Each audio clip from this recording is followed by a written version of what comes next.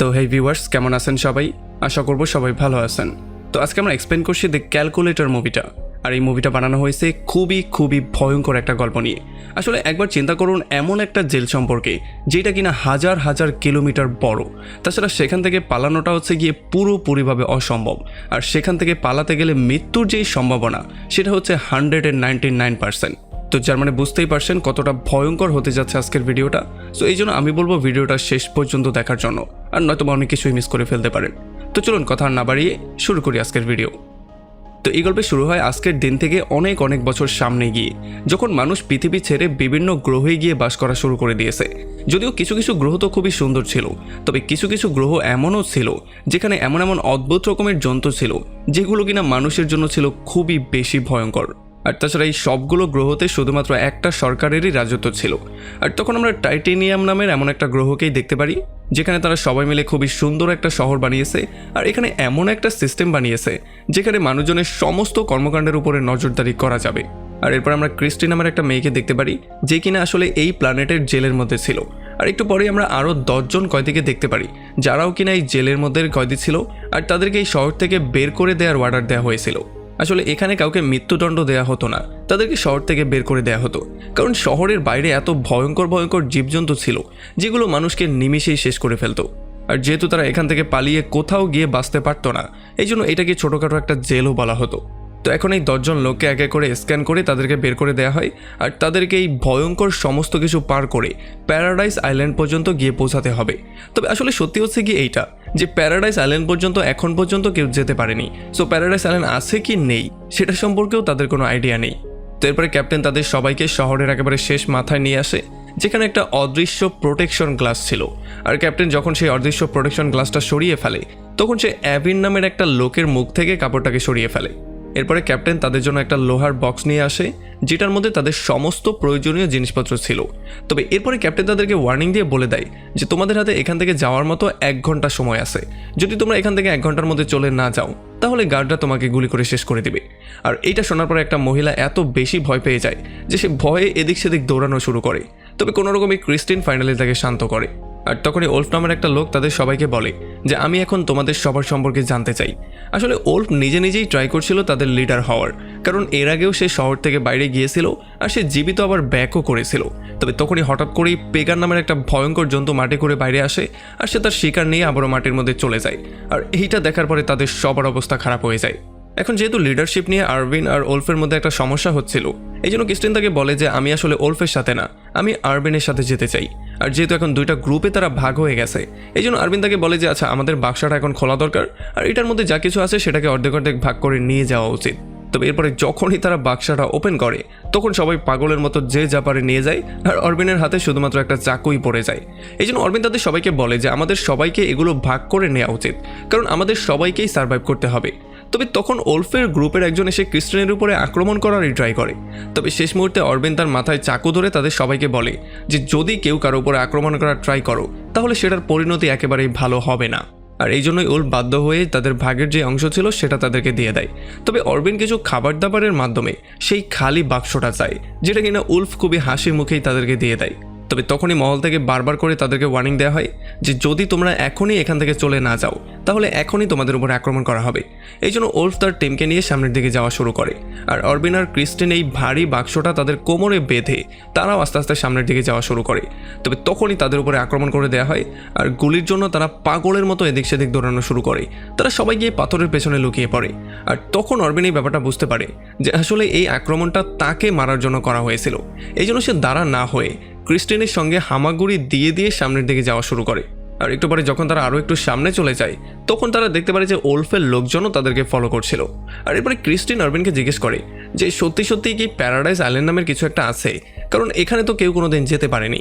তবে তখন আরবিন তাকে বলে যে যদি প্যারাডাইস আইল্যান্ড নাই থাকতো তাহলে সরকারের লোকজন আমাদের উপরে আক্রমণই বা কেন করলো। যদিও গার্ডদের বিশ্বাস ছিল আরবিন রাস্তাতেই মারা যাবে, তবে আরবিনের বিশ্বাস ছিল সে সেই পর্যন্ত গিয়েই ছাড়বে। আর এই জন্য আরবিন ক্রিস্টিনকে বলে যে তুমি আমার সঙ্গে থাকো, আমরা যেই কোনো ওয়েতে সেই পর্যন্ত গিয়েই ছাড়বো। আসলে কিছু বছর আগে এখানে যেই সরকার ছিল সেই সরকারের প্রেসিডেন্টের অ্যাডভাইজার ছিল আরবিন। এই জন্যই তারা আরবিনের উপরে প্রচণ্ড রাগ করেছিল আর তাকে মারার জন্য গুলি করেছিল।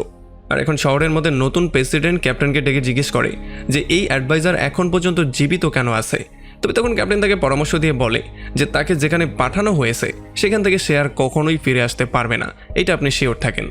আর এরপরে রাস্তায় অরবিন আর ক্রিস্টি একটা পানির সোর্স পেয়ে যায়। আর যখন ক্রিস্টি দেখতে পারে পানিগুলো পরিষ্কার, তখন সেগুলো খাওয়া শুরু করে আর তার মুখ হাত পরিষ্কার করা শুরু করে। আর এরপরে সে ভবিষ্যৎ নিয়ে চিন্তা করা শুরু করে। তবে তখনই পেছন থেকে অরবিন তাকে একেবারেই নড়তে না মানা করে। যদিও ক্রিস্টির মনে হচ্ছিল যে অরবিন হয়তোবা তার সাথে জোর করার ট্রাই করবে, তবে আসলে অরবিন সেই ভয়ঙ্কর জন্তুটাকে দেখতে পেয়েছিল যেটা কিনা মাটি খুঁড়ে বাইরে এসেছে। এই জন্য সে গিয়ে সেটার উপরে আক্রমণ করে দেয়। আর যখন সে সেটার সাথে ফেস করছিল, তখন ক্রিস্টিও প্রচণ্ড সাহস দেখিয়ে সেটার উপরে গিয়ে আক্রমণ করে কোনো রকমে অরবিনকে সেভ করে ফেলে। এরপরে যখন সে অরবিনের ক্ষতস্থানে মলম লাগাচ্ছিল, তখন সে অরবিনকে এটা ক্লিয়ার করে বলে যে কেন আসলে সে বর্তমানে এই অবস্থায় আছে। সে বলে যে একটা সময় একটা পুলিশ অফিসার তার সাথে জোর করে করার ট্রাই করেছিল, তবে যখন সে দিতে রাজি হয়নি, তখন সেই পুলিশ অফিসার কোনো অপরাধ ছাড়াই তাকে জেলের মধ্যে ভরে দিয়েছিল। আর এই জন্যই আজকে তাকে এখানে আসতে হয়েছে। আর তখনই এখানে ওলফ আর তার বাকি টিম মেম্বাররাও চলে আসে। আসলে তারা চাইছিল যে অরবিনের থেকে সেই খালি বাক্সটা নেয়ার জন্য। তবে এইবার অরবিন সেই জন্তুটার কাটা অংশটা তার লাঠির সঙ্গে বেঁধে তাদেরকে বিভিন্ন রকমের কৌশল দেখানো শুরু করে। আর এটার জন্য ওলফ প্রচণ্ড ভয় পেয়ে ক্লিয়ারলি বুঝতে পারে যে এখন যদি সে তার উপরে আক্রমণ করে তাহলে সে কোনোভাবেই তার সাথে পারবে না। এই জন্য ওলফ আর তার টিম তাদেরকে যাওয়ার পারমিশন দিয়ে দেয়, কিন্তু তবুও সে তাদেরকে ফলো করা বন্ধ করে না। আসলে ওলফ চাইছিল যে তারা দুজন যাতে আগেই গিয়ে যদি কোনো বিপদ আসে সেগুলোর মোকাবেলা করে ফেলে, যাতে করে পেছনে থেকে তাদের টিমের কোনো ক্ষতি না হয়। তবে একটু সামনে যাওয়ার পরেই যখন অরবিন দেখতে পারে যে জমি থেকে পেগন বেরোচ্ছে, তখন সে ক্রিস্টিকে মাটিতে শুয়ে পড়ার জন্য বলে। আর একটু পরে অনেকগুলো পেগন বের হয়ে সোজা ওলফের গ্রুপের উপরে আক্রমণ করে দেয়। সে এখানে আক্রমণ করে কয়েকটা কয়েদিকে তো তার শিকারও করে ফেলে, এরপর আবার সরাসরি মাটির নিচেও চলে যায়। আর এদিকে শহরের মধ্যে যখন প্রেসিডেন্ট ক্যাপ্টেনের কাছে আবারও অরবিন সম্পর্কে জিজ্ঞেস করে, তখন ক্যাপ্টেন তাকে বলে যে তাদের একটা স্পেশাল লোক এখন পর্যন্ত তার পেছনে আছে। আর এদিকে যখন সন্ধ্যা হয়ে যায়, তখন অরবিন আর ক্রিস্টি একটা জায়গায় রেস্ট নেওয়ার সিদ্ধান্ত নেয়। আর এখানে কথাবার্তার মাঝখানে অরবিন রাজি হয়ে যায় সে কেন জেলে এসেছে এইটা বলার জন্য, মানে তার জীবনের সত্যি ঘটনাটা বলার জন্য সে রাজি হয়ে যায়। তবে যতক্ষণে অরবিন কিছু একটা বলতে যেত, ততক্ষণে প্রচণ্ড ক্লান্তির জন্য ক্রিস্টিন সেখানেই ঘুমিয়ে পড়ে। তবে একটু পরে যখনই তার ঘুমটা ভাঙে, তখন সে দেখতে পারে ভয়ঙ্কর রকমের শব্দ চারপাশ থেকে আসছে। আর সে দেখতে পারে কোটি কোটি পোকামাকড় তাদেরকে মারার জন্য তাদের দিকেই উড়ে আসছে। এখন এটা দেখার পরে ক্রিস্টিন প্রচণ্ড ভয় পেয়ে দৌড়ে পালিয়ে যাওয়ার ট্রাই করে। তবে অরবিন তাকে জোর করে ধরে এনে বাক্সার মধ্যে ভরে, আর সে নিজেও বাক্সার মধ্যে ঢুকে উপরের ঢাকনাটা বন্ধ করে দেয়। আর যখনই পোকামাকড়গুলো তাদেরকে ক্রস করে, তখন কোনো রকমে তাদের নিজের জীবনটা তো সেভ হয়ে যায়, তবে তাদের বাক্সার 12টা বেজে যায়। আসলে অরবিন এই বাক্সটা এনেছিলই এই জন্য, কারণ সে জানতো এখানে একটা ভয়ঙ্কর এমন আক্রমণ হতে পারে, আর এইটা থেকে তারা চাইলে বাক্সের মাধ্যমেই বাঁচতে পারবে। এই জন্য একটু পরে যখন সমস্ত কিছু শান্ত হয়ে যায়, তখন তারা বাক্সটা খুলে বাইরে বেরিয়ে আসে। আর বাক্সটাকে এখানে এমন অবস্থায় রেখে দিয়েই তারা আবারও সামনের দিকে আগানো শুরু করে। এখন অনেকক্ষণ ধরে হাঁটার পরে ফাইনালি তারা একটা সমুদ্রের পাড়ে চলে আসে, যেখানে আসলে চোরাবালি ছিল। আর যখন তারা আস্তে আস্তে করে সামনের দিকে যাচ্ছিল, তখন তাদেরকে ফলো করে ওলফের গ্রুপটাও সেই পর্যন্ত চলে আসে। তবে তখন ল্যালা নামের একটা মেয়ের মনে হয় যে যদি এমন করেই চলতে থাকে, তাহলে তো অরবিন আমাদের থেকে সবসময় আগেই থাকবে, আমরা তো এমনিতেই পিছনে পড়ে থাকবো, আর কে জানে কখন কি হয়ে যায়। এই জন্য সে অরবিনের কাছ পর্যন্ত যাওয়ার জন্য দৌড়ানো শুরু করে। আর যখন ওলফ তাকে থামানোর জন্য তার পেছন পেছন দৌড়ায়, তখন সে নিজেই চোরাবালির মধ্যে আটকে যায়। আর এগুলো দেখার পরে লায়লা তাদের সবাইকে বলে যে আসলে অরবিন আগের প্রেসিডেন্টের অ্যাডভাইজার ছিল, সো এই জন্য সে খুব ভালো করেই জানে যে কি করে এগুলো পার করতে হবে আর কি করে জীবিত সেই আইল্যান্ড পর্যন্ত যেতে হবে। তবে তখন ইয়ান নামের একটা লোক কোনো রকমে উলফকে টেনে চোরাবালি থেকে বাইরে বের করে। যাই হোক, এরপরে যখন এখানে আবারও সন্ধ্যা হয়ে যায়, তখন তারা আরও একটা জায়গায় রেস্ট নেওয়ার সিদ্ধান্ত নেয়। আর এখানে অরবিন ক্রিস্টিকে কাঁচা ব্যাঙ খাওয়ার জন্য দেয়। একটু পরে সেও সেগুলোকে খায়। আর এরপর সে তার সমস্ত সত্যিটা তাকে বলে। সে নিজেই তাকে বলে যে সে আগের প্রেসিডেন্টের অ্যাডভাইজার ছিল, তবে যখন এখানের সিস্টেমের কালো সত্যিটা সে জানতে পেরেছিল, তখন সে এখানের মানুষের মধ্যে এই সমস্ত ব্যাপারটা ছড়িয়ে দেওয়ার সিদ্ধান্ত নিয়েছিল, কারণ সে চাচ্ছিল মানুষকে অ্যাওয়্যার করতে। আসলে এখানে যেহেতু মানুষদেরকে সরাসরি মারা অ্যালাউ না, এই জন্য তারা জোর করে মানুষদেরকে এখানে পাঠিয়ে দেয়, যাতে করে তাদের মৃত্যু এখানেই নিশ্চিত হয়ে যায়। তবে এখানে আসার আগে অরবিন সেই সিস্টেমের মধ্যে এমন একটা সিক্রেট ভাইরাস দিয়ে এসেছে, যেটা কিনা একটা সিক্রেট কোড দিয়ে লক করা, আর সেই সিক্রেট কোডটা সে ছাড়া আর কেউই জানে না। আর তার ভাইরাসের জন্য কয়েকদিনের মধ্যেই সরকারের সমস্ত সিস্টেম ডাউন হয়ে যাবে, না কোনো সিসি ক্যামেরা না কোনো অস্ত্র, সব কিছুই কাজ করা বন্ধ করে দেবে। তবে এটা শোনার পরে ক্রিস্টিন তাকে বলে যে তাহলে তো সরকারের লোকজন পাগলের মতো তোমার পেছনে লেগে যাবে। তবে তখন আরবিন তাকে বলে যে ততদিনে আমার বিশ্বাস আমি এই জায়গাটা পার করে প্যারাডাইস আইল্যান্ড পর্যন্ত পৌঁছেই যাব। আর যদি একবার সরকারের সিস্টেম ডাউন হয়ে যায় তাহলে মানুষ আবারও নতুন করে নতুন সিস্টেম ডেভেলপ করতে পারবে, যেখানে এমন ভয়ঙ্কর কিছু লুকিয়ে থাকবে না। আর তখনই এদিকে আমরা দেখতে পারি সরকারের সিস্টেম আস্তে আস্তে করে ডাউন হয়ে যাচ্ছে, মানে এক এক করে সমস্ত কিছু কাজ করা বন্ধ করে দিচ্ছে। প্রথমেই কমিউনিকেশন সিস্টেমের স্যাটেলাইট কাজ করা বন্ধ করে দিয়েছে। আর এদিকে পরদিন সকালবেলা লায়লা আর বাকি যেই লোকগুলো ছিল, মানে যারা ওলফের গ্রুপ ছেড়ে সামনে চলে এসেছে, তাদের ফেস করতে হয় ভয়ঙ্কর কিছুর সাথে। আর যখন এখানে তারা ভয়ঙ্করভাবে চিৎকার করছিল তখন ক্রিস্টিন এই চিৎকারগুলো শোনার পরে প্রচণ্ড মন খারাপ করে ফেলে। আর সে সেই লোকটাকে গালাগালি করা শুরু করে, যেই লোকটা মানুষকে এই ভয়ঙ্কর যন্ত্রণার মধ্যে ফেলেছিল। তবে আসলে এই ভয়ঙ্কর যন্ত্রণার মধ্যে ফেলার প্ল্যানিংটা আরভিনেরই ছিল। তবে যখন ক্রিস্টি এইটা শুনতে পারে তখন তার মাথা আরও বেশি গরম হয়ে যায়। এই জন্য সে কান্না করতে করতে আরভিনের উপরে চিল্লাচিল্লি করা শুরু করে। সে তাকে সমস্ত কিছুর জন্য ব্লেম করা শুরু করে। আর এদিকে যখন ওলফ তার লোকটা নিয়ে এই পর্যন্ত চলে আসে তখন সে তার সমস্ত লোকজনকে পাথরের পেছনে লুকানো অবস্থায় দেখতে পারে।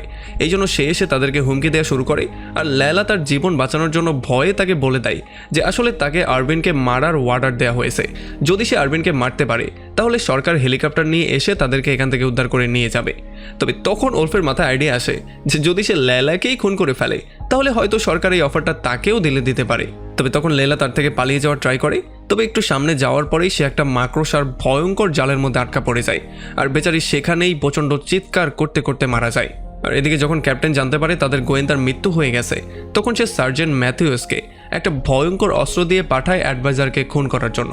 আর অন্যদিকে রাস্তায় ওলফের আরও একটা লোকের মৃত্যু হয়ে যায়, তাও ব্যাগের মধ্য থেকে কিছু বালু বের হওয়ার কারণে। আর তখন ইয়ান, আরভিন আর ক্রিস্টিনের কাছে গিয়ে তাদেরকে একটু অন্যমনস্ক করে ফেলে, যেই জন্য সে ওলফের জালের মধ্যে ধরা পড়ে যায়। আসলে এখন ওলফ তাকে রশি দিয়ে বেঁধে বন্দি এই জন্য করেছে কারণ সে চায় যদি সে আরভিনকে মেরে ফেলে তাহলে হয়তো সরকার তাকে ফ্রি করে দিলেও দিতে পারে। আর এখন যেহেতু আরভিনের কাছে অন্য কোনো অপশন নেই এই জন্য সে ক্রিস্টিনকে এখান থেকে পালিয়ে যাওয়ার জন্য বলে। তবে তখনই ক্রিস্টিন তাকে কিস করে ফেলে। আর তখনই ওলফ এসে অরবিনকে দাঁড়া হওয়ার জন্য বলে। তবে অরবিন তার কোনো কথাই শুনতে চাইছিল না, মানে সে দাঁড়া হতেও চাইছিল না, সে হাঁটতেও চাইছিল না। এই জন্য ওলফকে বাধ্য হয়েই তাকে কাঁধে করে তুলে সামনের দিকে আস্তে আস্তে আগাতে হয়। আর তখন এদিকে আমরা দেখতে পারি সার্জেন্ট ম্যাটিয়াস তার টিম নিয়ে চলে আসে পুরনো জেলখানার মধ্যে, যেখানে কিনা কিছু ভয়ঙ্কর কয়েদি বাস করত। আর তখন এখানে ওলফো আরবিনকে নিয়ে চলে আসে। আর সে আরবিনকে একটা কোনায় রেখে দিয়ে সোজা চলে আসে সার্জেন্ট ম্যাটিয়াসের সাথে ডিল করার জন্য। তবে যতক্ষণে সার্জেন্ট ম্যাটিয়াস গিয়ে আরবিনের কাছে পৌঁছায় তার আগেই আরবিন সেখান থেকে পালিয়ে গিয়েছিল। এখন ওলফ প্রচণ্ড ভয় পেয়ে তাকে বলে যে তুমি একেবারেই টেনশন নিও না, আমি তাকে আবারও খুঁজে বের করে তোমার কাছে নিয়ে আসবো। তবে সার্জেন্ট ম্যাটিয়াস এত বেশি রাগ করেছিল যে সে তাকে গুলি করে সেখানে মেরেই ফেলে। আর একটু খোঁজাখুঁজি করার পরে যখন সে ইয়ান আর ক্রিস্টিনকেও পেয়ে যায় তখন সে সোজা ইয়ানকে গুলি করে মেরে ফেলে আর ক্রিস্টিনকে তার সঙ্গে করে নিয়ে সামনের দিকে যাওয়া শুরু করে। আর তখনই অরবিন সার্জেনের সামনে চলে আসে আর সে তাকে বলে যে ক্রিস্টিকে ছেড়ে দেওয়ার জন্য, আর এর বদলে সে নিজেকে স্যাক্রিফাইস করতে ফুললি রেডি হয়ে আসে। তবে যখনই সার্জেন তাকে ছেড়ে দেয় তখনই সে পেছন থেকে তার উপরে বেহুশ হয়ে যাওয়ার একটা গুলি মেরে দেয়, যেই জন্য ক্রিস্টিন সেখানে বেহুশ হয়ে পড়ে যায়। আর এরপরে যখনই সে আরবিনকে শ্যুট করে মারতে যাচ্ছিল তখন ওলফ পেছন থেকে তাকেই সেখানে মেরে ফেলে। আসলে যদিও ওলফ অনেকটা আহত হয়েছিল, মানে সে তার শেষ নিঃশ্বাসগুলো নিচ্ছিল, তবুও সে সার্জেন্টের থেকে তার বদলা নিয়েই ছেড়েছে। আর তখন অরবিন গিয়ে ওলফকে তার জীবন বাঁচানোর জন্য থ্যাঙ্কস বলে। তবে তখন ওলফ তাকে পরামর্শ দিয়ে বলে যে প্যারাডাইস আইল্যান্ডে যাওয়ার ট্রাই পর্যন্ত করো না, কারণ এমন নামের কোনো আইল্যান্ডই নেই। আর এতটুকু বলেই তার সেখানে মৃত্যু হয়ে যায়। তবে এরপরে অরবিন ক্রিস্টিকে নিয়ে চলে আসে একটা সমুদ্রের পাড়ে। আর এখানে এসে তার মনে হয় যে যদি সেই সমুদ্রটা পার করতে পারে তাহলেই হয়তো সে প্যারাডাইস আইল্যান্ড পর্যন্ত পৌঁছাতে পারবে। এই জন্য নিজেই সে প্রথমে কিছু ঘাস এক জায়গায় করে সেটা দিয়ে ছোট্ট একটা আইল্যান্ড বানায় আর সেটা দিয়ে এই সমুদ্র পার করার সিদ্ধান্ত নেয়। আর এদিকে যেহেতু ক্যাপ্টেন এখন আর সার্জেন্টের সাথে যোগাযোগ করতে পারছিল না এই জন্য সেটা ক্লিয়ারলি বুঝতে পারে যে এখন আর অ্যাডভাইজারকে খুঁজে বের করার কোনো কারণই নেই। তবে তবুও সে তাকে খোঁজার জন্য লাস্ট একটা ড্রোন পাঠিয়ে দেয়। আর এদিকে যখন ক্রিস্টি জ্ঞান ফিরে পায় তখন সে দেখতে পারে যেই ছোট্ট আইল্যান্ডের উপরে তারা শুয়ে আছে সেটা আস্তে আস্তে করে ডুবে যাচ্ছে। আর এটা শোনার পরে তাদের সঙ্গে থাকা জো নামের একটা লোক সোজা সমুদ্রের মধ্যে লাফ দেয় যাতে করে এইটার উপর থেকে একটু ভার কমে যায় আর এটা ডুবে না গিয়ে ভাসমান অবস্থায় থাকে। আর আরবিন আর ক্রিস্টির জীবনটা সেভ হয়ে যায়। যদিও তারা তাকে বাঁচানোর অনেক ট্রাই করেছিল তবে আসলে কোনো লাভই হয়নি, শেষ পর্যন্ত ডুবেই তার সেখানে মৃত্যু হয়েছে। তবে এখানে যখন আরবিন আর ক্রিস্টি দাঁড়িয়েছিল তখন তারা দেখতে পারে তাদের কাছে একটা ড্রোন চলে এসেছে। প্রথম কয়েক সেকেন্ডের জন্য তাদের মনে হয়েছিল যে হয়তোবা তাদের খেলা এখানেই শেষ, তবে এই ড্রোনটা তাদের কাছ পর্যন্ত আসার আগেই সেখানে ডিস্ট্রয় হয়ে গিয়েছিল। আসলে আরভিনের যেই ভাইরাসটা সেটা পুরোপুরি অ্যাক্টিভেট হয়ে গিয়েছিল, এই জন্য সেটা পুরো সিস্টেমটাকেই দখল করে নিয়েছিল, এই জন্যই ড্রোনটা আর কাজ করেনি। আর এটা দেখার পরে আরভিন প্রচণ্ড হ্যাপি হয়ে যায়, কারণ সে বুঝতে পারে যে এখন এই করাপ্ট সরকারের হাত থেকে দেশের সমস্ত জনগণ ফ্রি হয়ে গেছে। এখন তারা নতুন সিস্টেম ডেভেলপ করে নতুন করে জীবন শুরু করবে। তবে তখনই তারা দেখতে পারে তারা খুবই দ্রুত গতিতে একটা ঝর্ণার দিকে যাচ্ছে। এটা দেখার পরে তারা দ্রুত তাদের সেই আইল্যান্ডটা দিয়েই নিজেদেরকে ঢেকে ফেলে, আর তারা সেই ঝর্ণা থেকে পড়েও কোনো রকমের সেভ হয়ে যায়, যেটা কিনা একটা মিরাক্কেল থেকে কোনোভাবেই কম ছিল না। আর এরপর তারা একটা গোপন আইল্যান্ডে চলে আসে, যেখানে কিনা প্রেসিডেন্টের জন্য একটা বাংকার বানানো হয়েছিল। এটা ছিল সম্পূর্ণ সিক্রেট। আসলে এই বাংকারটার অন্য কেউ না, আরভিন নিজেই বানিয়েছিল, এই জন্য সেই বাংকারের সমস্ত কিছু খুব ভালো করেই জানতো। তবে এই বাংকারের লাস্ট যেই পাসওয়ার্ডটা ছিল সেইটা এখন পর্যন্ত সে জানতো না, কারণ সেই পাসওয়ার্ডটা প্রেসিডেন্ট নিজে দিয়েছিল। আর সে চাইলে বারবার করে ট্রাইও করতে পারবে না, কারণ যদি সে 2 বার ভুল পাসওয়ার্ড দেয় তাহলে বাংকারটা পুরোপুরিভাবে লক হয়ে যাবে। আর এই জন্য সে একটু ব্রেইন খাটিয়ে প্রেসিডেন্টের মতো চিন্তা করার ট্রাই করে, আর ফাইনালি একটা নাম্বার যখন সে দেয় তখনই ধাপ করে দরজাটা খুলে যায়। যদিও তারা এটার জন্য একটু ভয় পেয়ে যায়, তবে তারা অনেক বেশি খুশিও হয়ে যায়। আর এরপরে যখনই তারা মধ্যে আসে তখন তারা একটা ফাইটার জেট পেয়ে যায়। তবে তারা দেখতে পারে এখানে শুধুমাত্র একটাই সিট ছিল, এই জন্য আরভিন কিস্টিকে যাওয়ার জন্য বলে। তবে এইবার আর কিস্টি যেতে রাজি হয় না, সে সোজা এসে তাকে কিসি করে ফেলে, কারণ এখন সে আরভিনের প্রেমে পড়ে গেছে।